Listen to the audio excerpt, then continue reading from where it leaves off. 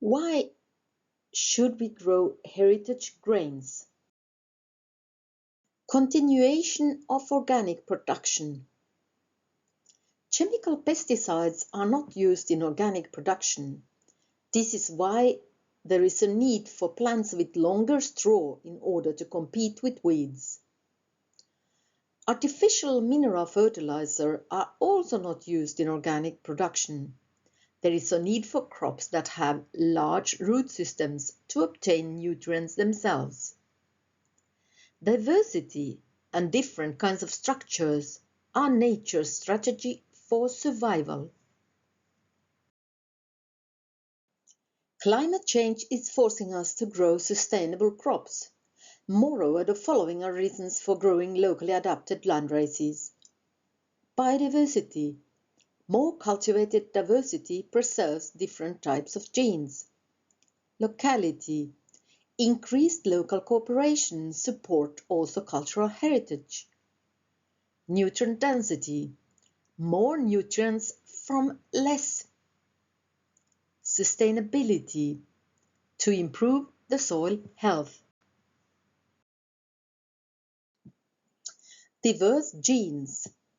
Cultivated landraces increase farm diversity and preserve genetics adapted to the local cultivation circumstances. Soil. Along straw, deep root systems and awns help to cope with changing weather, soils and microclimates. The large root system makes efficient use of water and nutrients. The long straw and large root system improves field structure and increase soil carbon. Water. An efficient use of nutrients from the crop rotation has a low impact on water bodies. Heritage. Cultivation and use preserves and benefit Finnish plant and food heritage. It supports also the local identity. Consumer.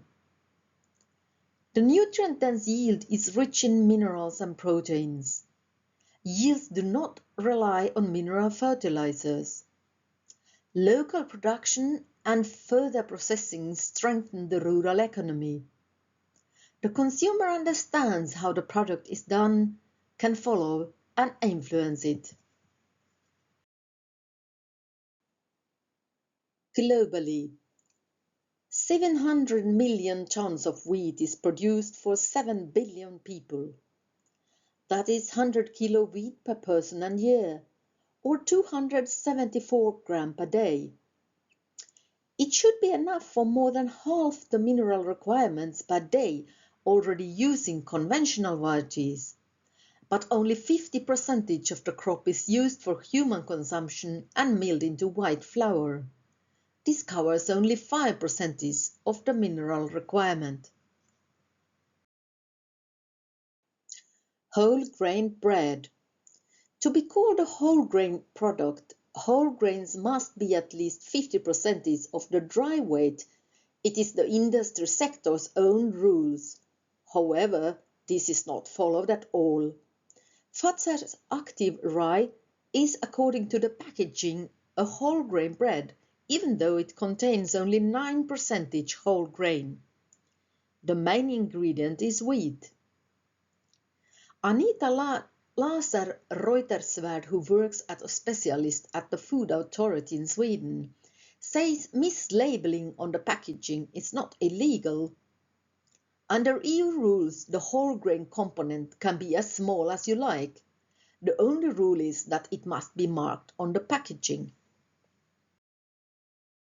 Minerals. Let's give the bread that we eat today a relative number of 100. Bread is the food with the highest loss. At least 1/3 of it is, so the starting number will now be up to 150. We bake most of it using white flour, so we have sifted out 25%, so the wheat has now a starting number of 200. If we had baked with whole grain flour, we would have twice as much bread, and the mineral content would have been 5 times higher. Now we have lost 90% of the minerals.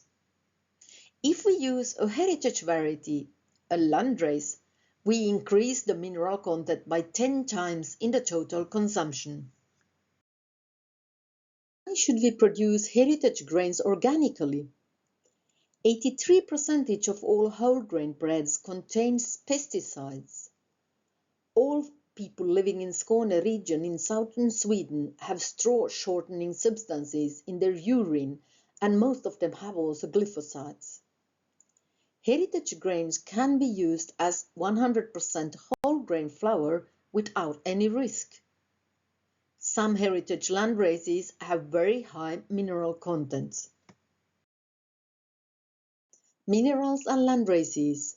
Minerals such as copper, magnesium, iron and zinc in our winter wheat have declined sharply over the last decades. If you compare to 1970, only half of those values are now in winter wheat compared to then.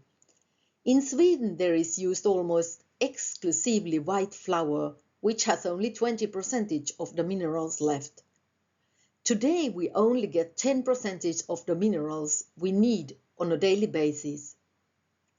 From unfinished research on heritage wheat was conducted that the amount of mangan in milligram per kilo dry matter, there was a very big difference. You can see that Aporuso and Ruso being yes, not that modern source, but not that old either, have half of what, for example, the old heritage varieties have. It's also worthwhile to notice that Sikajoki and Vehma, who had the most, were both wheat with awns. If you compare these numbers with other historical grains landraces, there is a study from United States that they had 50, and then the modern grains had a little bit less. But this Finnish study shows that there are even bigger differences.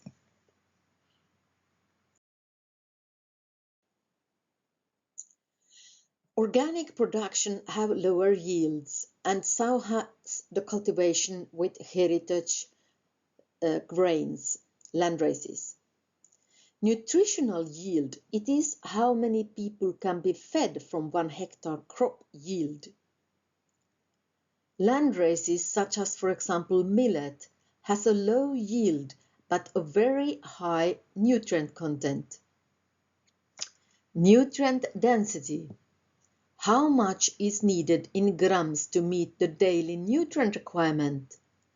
Modern varieties such as wheat can theoretically provide nutrients to a lot of people, but one may need to eat 400 grams a day. So if you eat landraces, you don't have to eat that much, and you will get a higher amount of nutrients. Almost all biodiversity in farming is created by farmers. Since the beginning of agriculture, millions of farmers in thousands of regions have selected and domesticated our crops. Organized cereal breeding began 150 years ago, and as a result, we now have few experts in few places. In the past, selection was done locally, and varieties were adapted to local conditions.